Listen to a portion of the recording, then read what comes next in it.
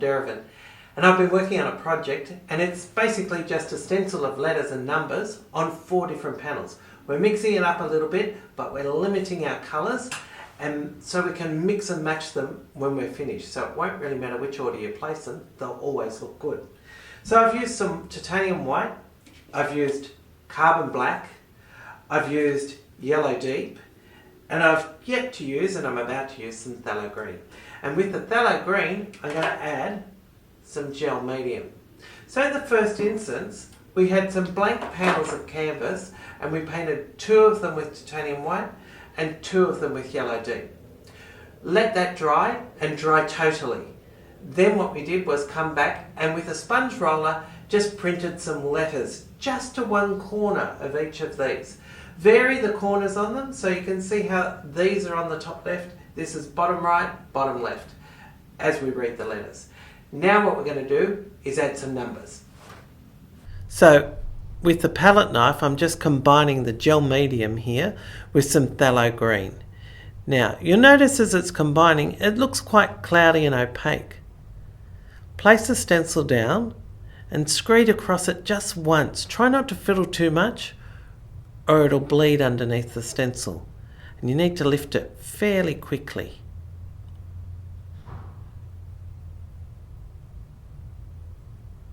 So I'm going to repeat that process on each of the panels. So remember, hold it firm, lift quickly.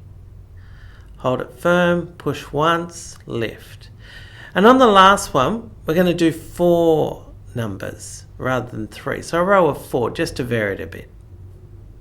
And there you have it. Now we'll wait and let that dry and you'll see the difference.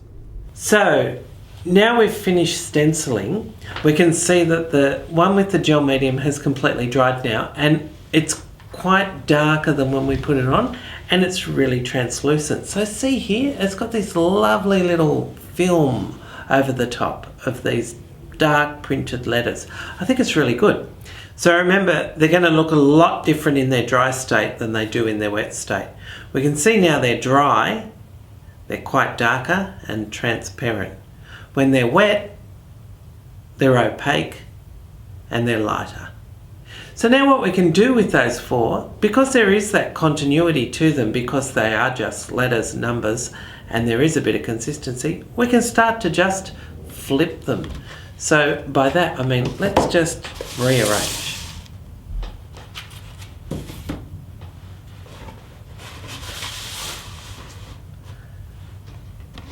And as you can imagine, this is almost endless.